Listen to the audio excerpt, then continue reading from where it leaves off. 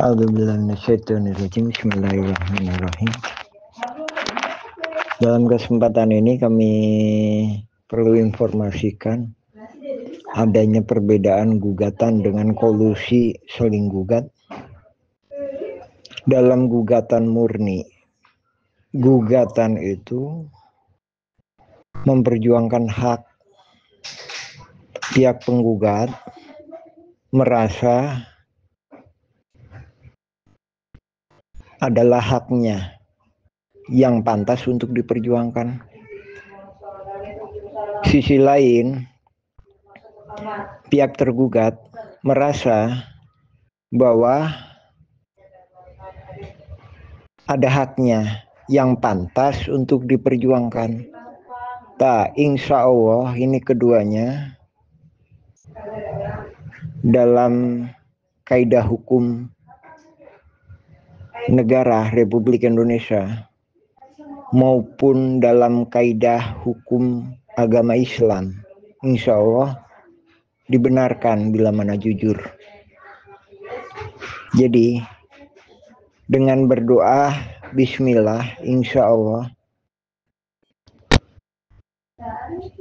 menjadi amal-amal ibadah yang diterima oleh Subhanahu wa Ta'ala. Itu gugatan. Namun dalam kasus Dagolos ada wacana yang lainnya yang kita periksa, kita telah sejak lama.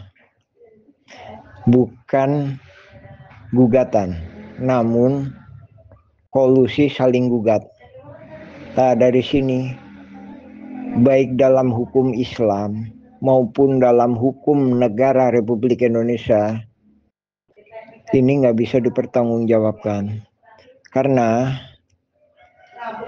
pihak penggugat itu tidak yakin bahwa itu haknya.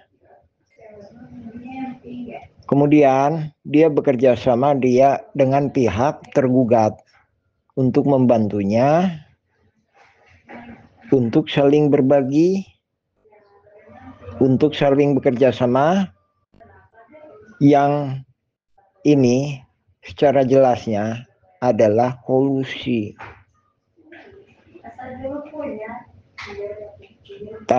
Jelas sangat beda. Kalau gugatan memperjuangkan hak, kalau kolusi saling gugat, pihak tergugat maupun penggugat sendiri itu nggak yakin bahwa itu haknya.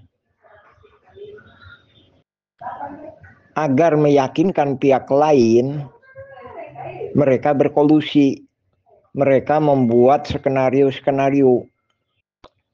Dalam kasus Dagolos yang kami pahami, yang kami teliti,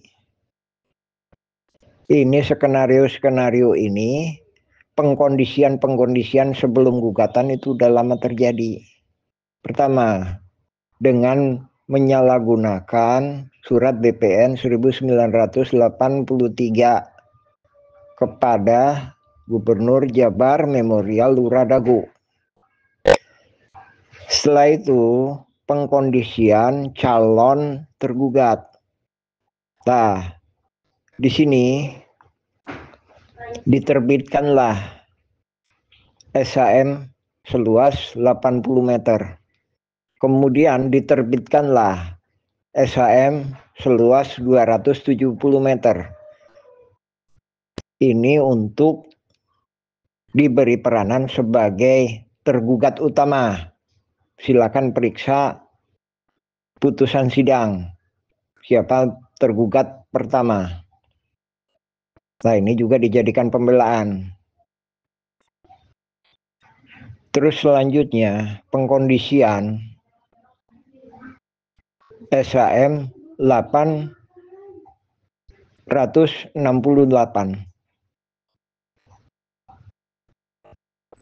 Ini diduga kuat untuk pengkondisian Kampung Cirapuan menjadi Dagolos RW 2 untuk dimanipulasi. Selanjutnya sebagai kamuflase, biar kolusi saling gugat ini tampak seolah-olah benar adanya gugatan, bukan kolusi, tapi gugatan.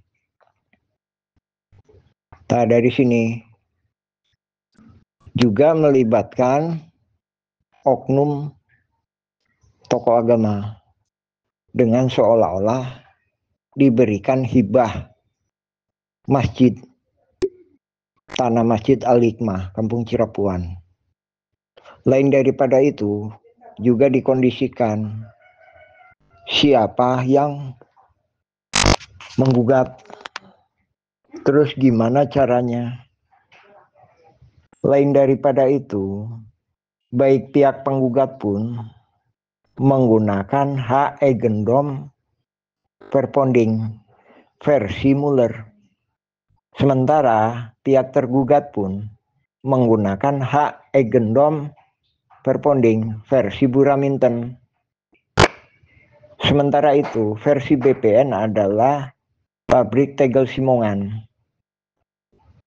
Adapun versi warga Kampung Cirapuhan, masyarakat adat Kampung Cirapuhan dan masyarakat adat Dago Elos, agendom verponding itu sebagaimana aturan pemerintah juga udah nggak berlaku.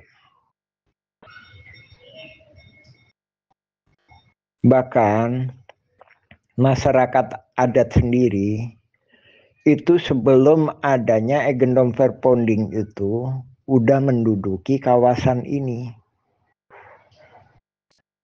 Jadi begitu dia di PMI, digusurlah ke atas.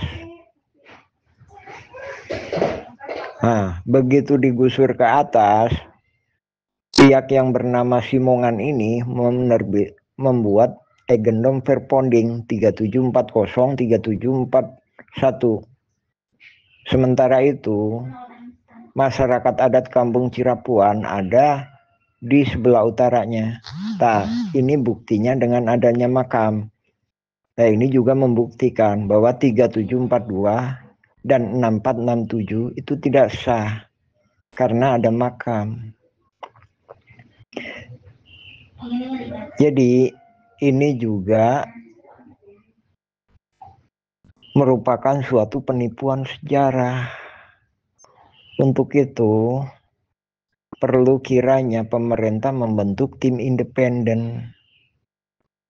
Kami sebagai koordinator pertanahan Kampung Cirapuan tidak mengajak-ngajak warga, tidak mengajak-ngajak masyarakat untuk berbuat keserakahan dengan menguasai seluruh ini. Kami mewakili warga masyarakat adat sendiri juga menerima adanya pendatang baru. Bahkan kami pun pendatang. Namun, langkah-langkah yang dilakukan oleh para oknum pendatang ini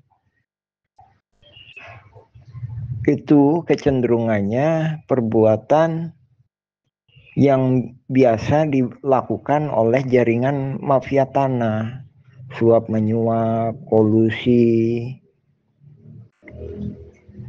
penipuan data, penipuan riwayat. Ya, alhamdulillah rabbil alamin.